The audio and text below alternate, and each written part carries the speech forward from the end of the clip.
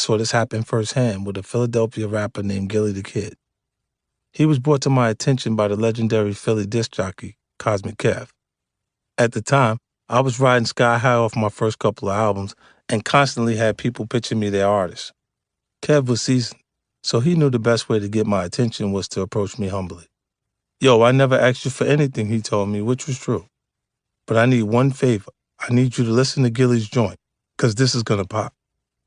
I had a lot of respect for Kev, so I gave it a listen. He was right. It felt like a hit. I liked the song so much, I decided I would walk Gillie into Interscope. If you're not familiar with that term, it means that instead of making him pitch his music to an A&R person, I would personally take his music to the executives in charge. Having someone walk you in is what you want as an artist. It allows you to bypass all the lower-level people and talk directly to the top brass.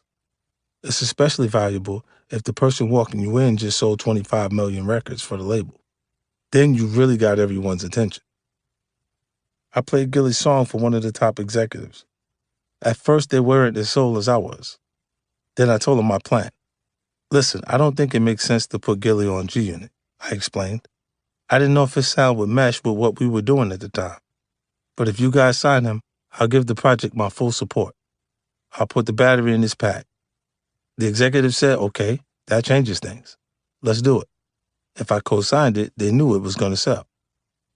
We sent word back to Gillie that there was a deal on the table at Interscope. I forgot how much they were offering, but I remember it being fair. Evidently, Gillie didn't see it the same way. Nah, fuck that, he replied when Kev told him the number.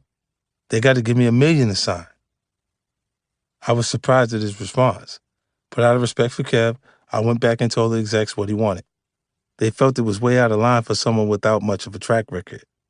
They were willing to bring him on, but not for $1 million outright. Gillie wouldn't budge. People tried to talk to him, telling him that there was momentum he needed to harness. But he had his mindset on that $1 million. And when Interscope wouldn't give it to him, he passed on the deal. It was an ill mistake. His error was he allowed himself to get in a zone where it was all about the money.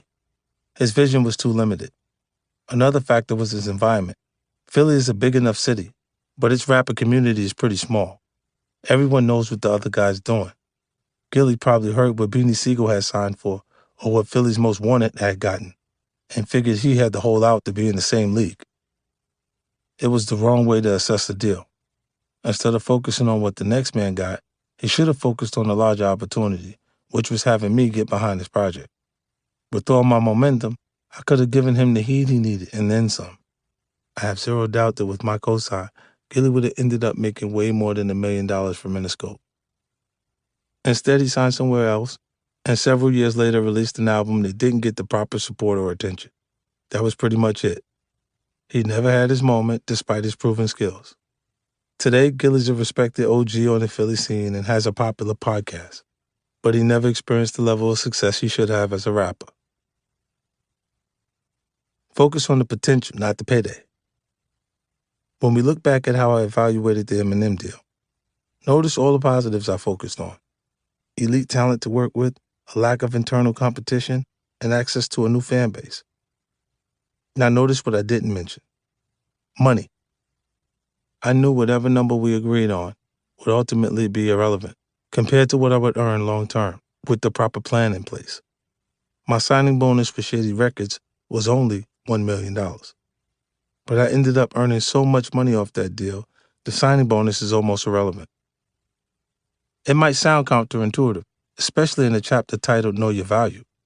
But the first check you receive should never be your biggest concern. Always focus on the long-term potential